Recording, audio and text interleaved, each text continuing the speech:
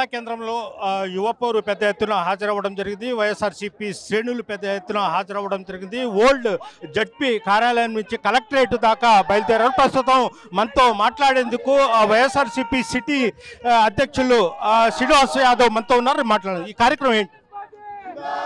ఏదైతే కూటమి ప్రభుత్వం 20 లక్షల ఉద్యోగాలు ఇస్తామనే హామీ, ఉద్యోగాలు ఇవ్వలేని పరిస్థితుల్లో నిరుద్యోగ యువతకు నిరుద్యోగ భృతి ఇస్తామనే హామీతో ఏదైతే కూటమి గెలిచి ప్రభుత్వంలో ఏర్పాటు చేసిందో ఈరోజు అన్ని దొంగలో తొక్కింది. ఈ సంవత్సరం గడిచింది. వాళ్ళు ఇచ్చిన హామీ ప్రకారం 4 లక్షల ఉద్యోగాలు ఇప్పటివరకే ఇచ్చి ఉండాలి.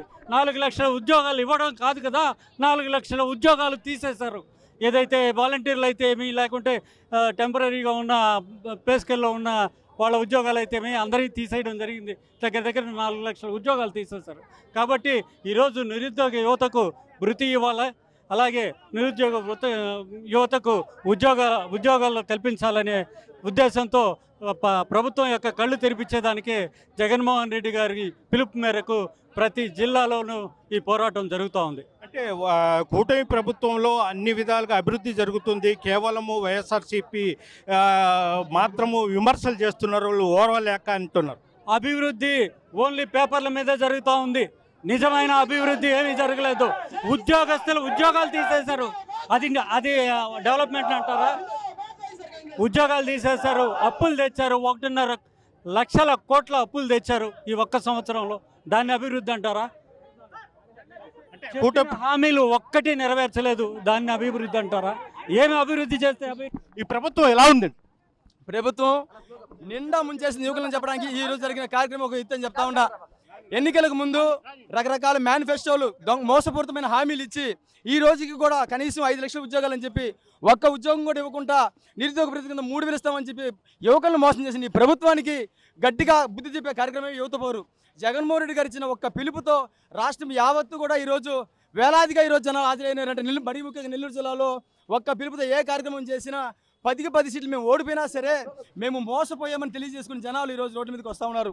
ఖచ్చితంగా ఈ ప్రభుత్వం కానీ మొద్దు వైఖరి కానీ మారుకోకపోతే రాబోయే రోజుల్లో మరింత గట్టిగా కార్యక్రమాలు చేసి ఈ ప్రభుత్వాన్ని గద్దెదించే కార్యక్రమం కూడా చేపడతాం తెలియజేస్తా ఉన్నాం. కూటమి ప్రభుత్వంలో రాష్ట్రం సుభిక్షంగా ఉంది, అన్ని పథకాల అభివృద్ధి చెందుతూ కేవలము ఓర్వలేక వైఎస్ఆర్సీపీ నాయకులు విమర్శలు చేస్తున్నారు.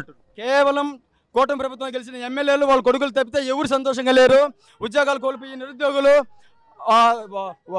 వాలంటీర్లుగా ఉద్యోగాలు పోగొట్టుకుని వాలంటీర్లు 2,50,000 మంది వాలంటీర్లు రోడ్డును పడ్డారు.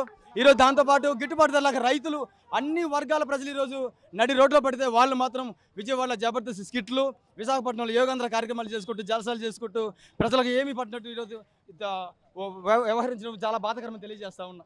వైఎస్ఆర్సీపీ నాయకులు చాలా రౌడిజం చేస్తున్నారు, రాష్ట్రంలో రపరప అని ఒక ప్రచారం చేస్తున్నారు. ఒక్క పోస్టర్కే ఒక సినిమాలో పోస్టర్ ఒక పిల్లోడు పెడితేనే దాని మీద అంత రాదంతం చేసేవాళ్ళు.